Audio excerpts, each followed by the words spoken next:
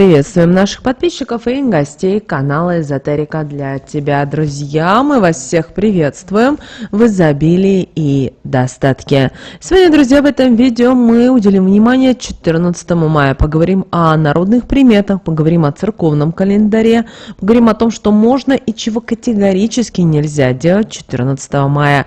Друзья, все далее более подробно в этом видео. Прямо сейчас ставьте лайк этому видео, а в комментарии напишите, друзья, слово «изобилие», пусть Вселенная это приумножит в вашей жизни. Также всех хотим поблагодарить за донаты, друзья, которые вы нам отправляете. Нам очень-очень приятно. Итак, друзья, 14 мая в этом 2024 году выпадает очень важное событие в календаре Православной Церкви.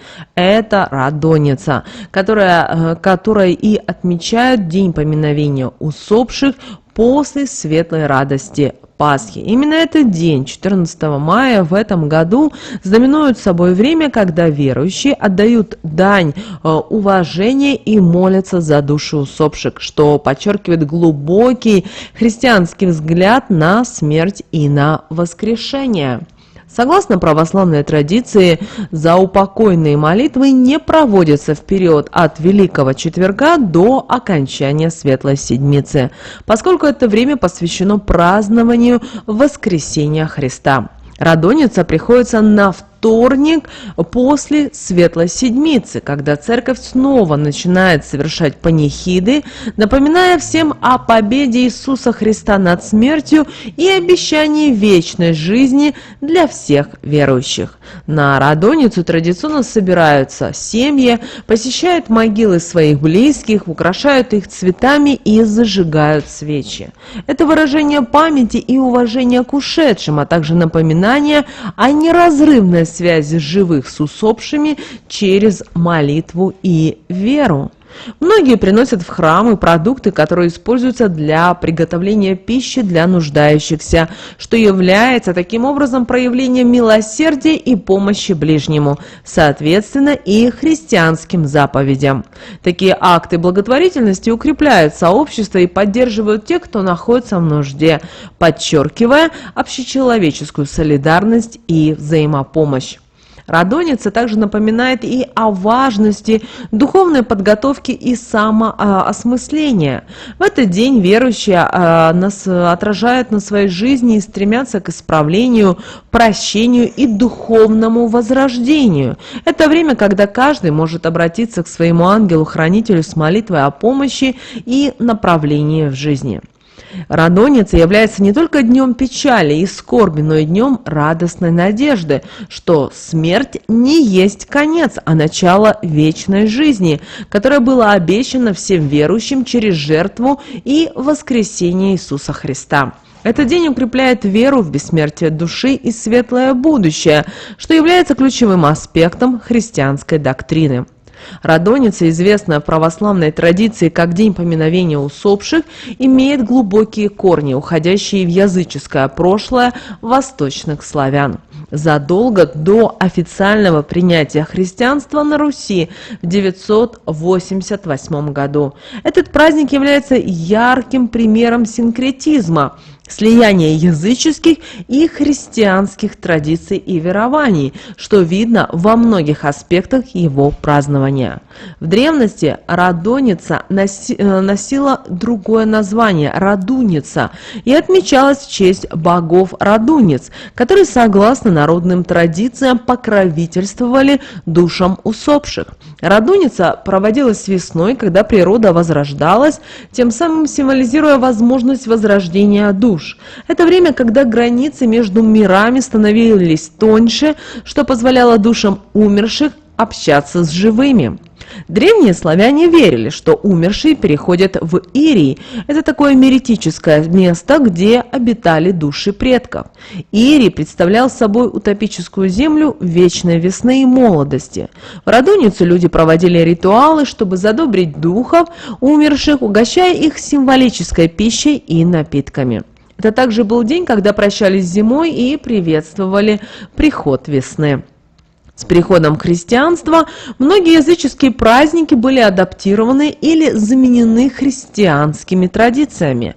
Радоница была трансформирована в Радоницу, день, когда православные христиане поминают усопших. Это было сделано, чтобы христианизировать языческие обычаи и сделать их приемлемыми в контексте новой религиозной парадигмы. Радоница начала отмечаться на вторник после Светлой Седмицы, подчеркивая христианское учение о воскрешении и жизни после смерти.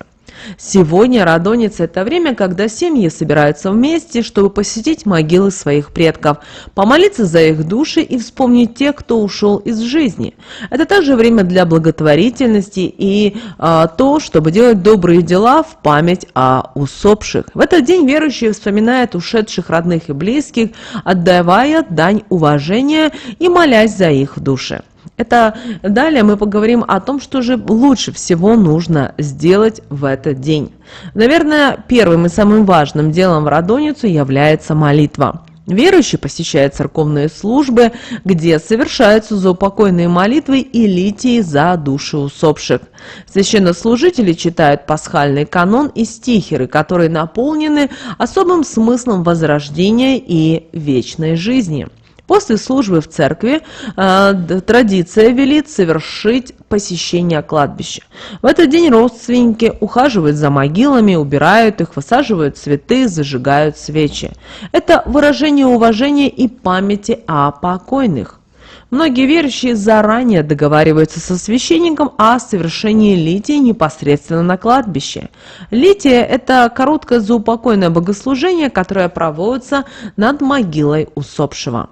Поминовение усопших не ограничивается только молитвой и уходом за могилами. В Радоницу принято также совершать добрые дела в память об ушедших.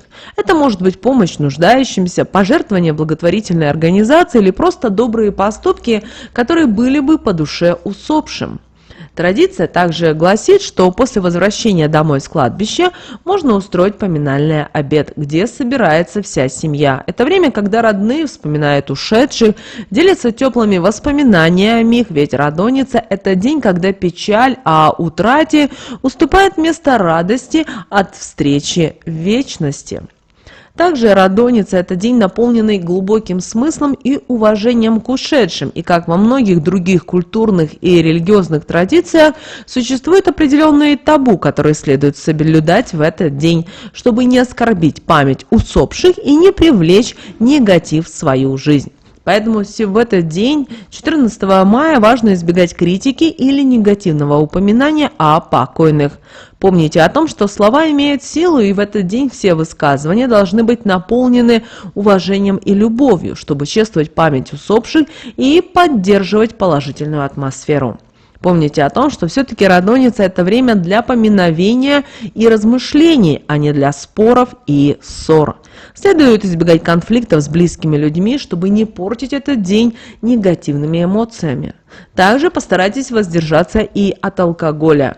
Это общепринятое правило, так как поминовение должно проходить в трезвом и сосредоточенном состоянии, чтобы достойно почтить память ушедших. Трапеза после посещения кладбища должна проходить дома в кругу семьи. Это символизирует привнесение мира и уюта в дом, а также уважение к традициям и к предкам. Кроме того, считается, что Радоница не должна совпадать с личными праздниками, такими как свадьба или крещение. Помните, что это все-таки день поминовения, и счастливые события могут быть восприняты как неуважение к духу этого времени.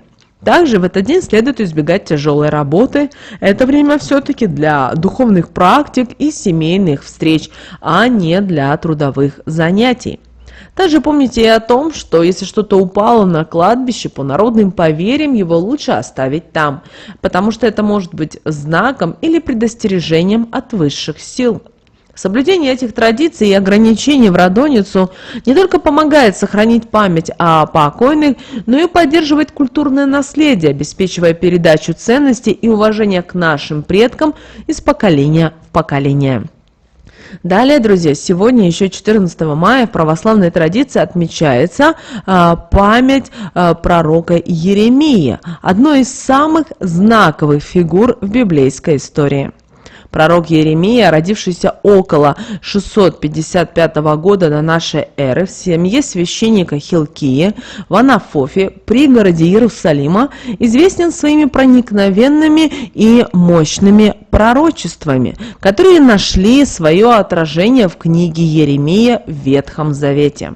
Иеремия рос в период политических бурь и изменений, и это сыграло ключевую роль в его духовном развитии. В возрасте 15 лет он испытал божественное видение, в котором Господь призвал его отказаться от мирской жизни и посвятить себя служению пророка.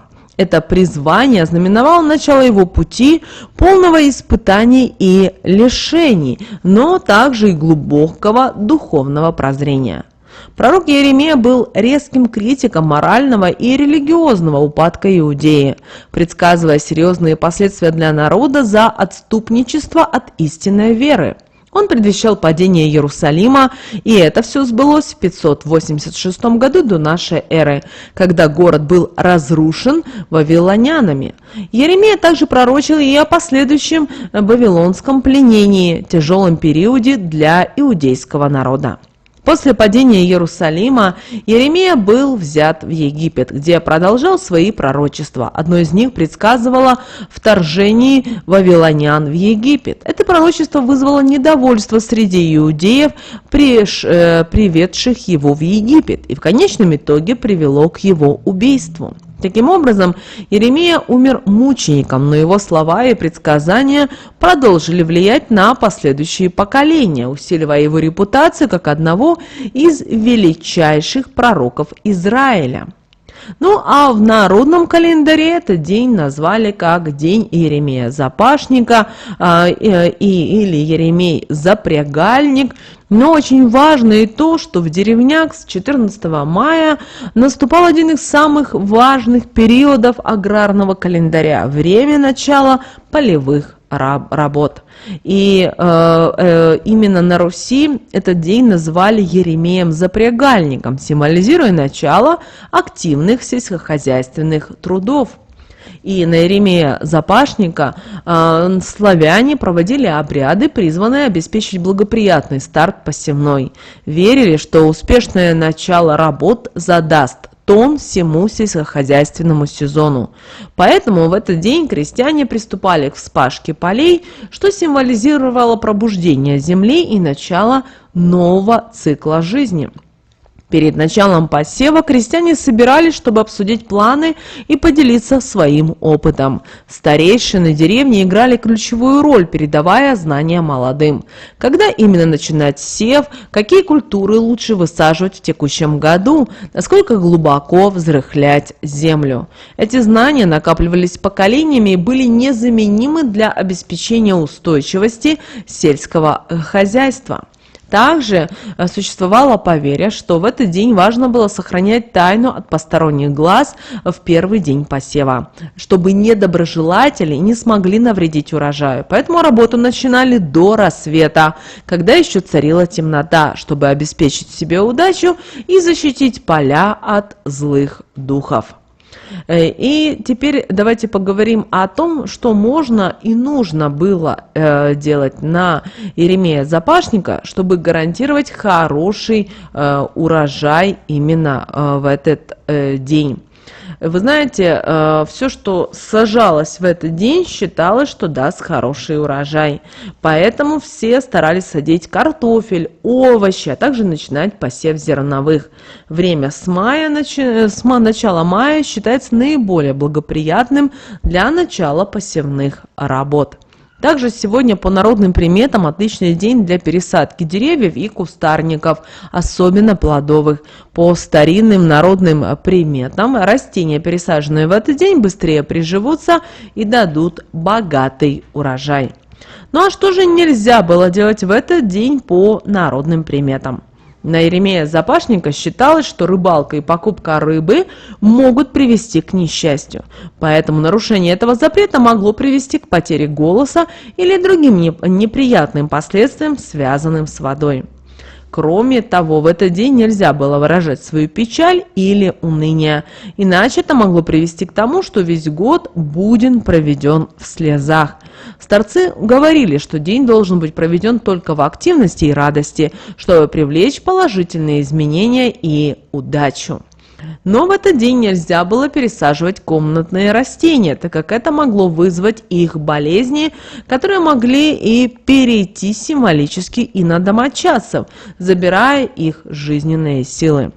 В этот день нельзя было отдавать в долг деньги или хлеб, иначе могло привести к длительному периоду нужды и финансовым трудностям у того, кто это делает. В народе считалось, что все, что уходит из дома в этот день, больше никогда не вернется. Кроме того, в этот день ни в коем случае нельзя было рассказывать сны, поэтому люди старались держать свои сны при себе, чтобы избежать тем, и особенно если они были плохие, их материализации. Ну и кроме того, сегодня трудолюбие было особенно ценно в этот день, а вот лень и безделье могло привести к тому, что удача обойдет стороной такого человека. Поэтому труд, именно эффективность труда считалась залогом благополучия на весь год, поэтому бездельничать в этот день было особенно порицаемо. Друзья, вот такой у нас с вами день 14 мая по народным приметам, традициям и обрядам. Друзья, мы надеемся, что наши советы и наши рекомендации вам помогают в жизни. Прямо сейчас, друзья, ставьте лайк этому видео, а в комментарии напишите слово «изобилие». Пусть Вселенная это приумножит в вашей жизни. Друзья, ну а прямо сейчас на экране вы видите два всплывающих окна. Друзья, это следующие рекомендованные видео для вас. Нажимайте на то видео, которое вам на интуитивном уровне понравилось больше, и смотрите. Друзья, всех вам мыслимых и немыслимых благ. Услышимся с вами уже буквально в следующем видео.